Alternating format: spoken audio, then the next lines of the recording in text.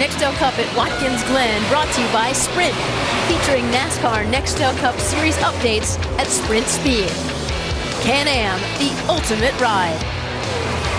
And Chevy, the most wins in NASCAR history in American Revolution. With just 5 races to go before the chase for the Nextel Cup is set. Every lap, every move is so important.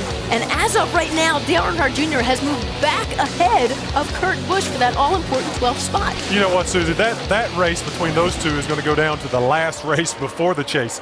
I mean, they're going back and forth. Junior's in second, but Kurt Busch is just in 4th place. So it's going to be a fight until they get to the chase. Also notice Montoya in that Mirage. He is coming up. He's moved up 2 positions. This could be a huge day for him. Let's go back up to Doc and give it our 4th caution of the day.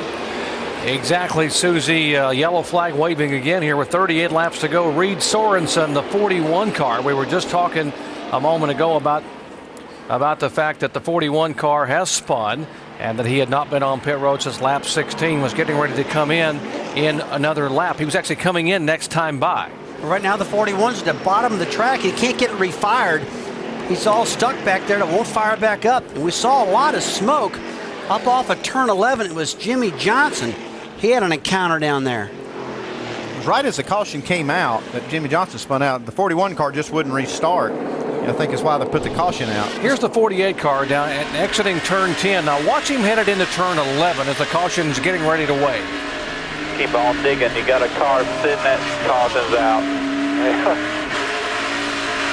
Come on.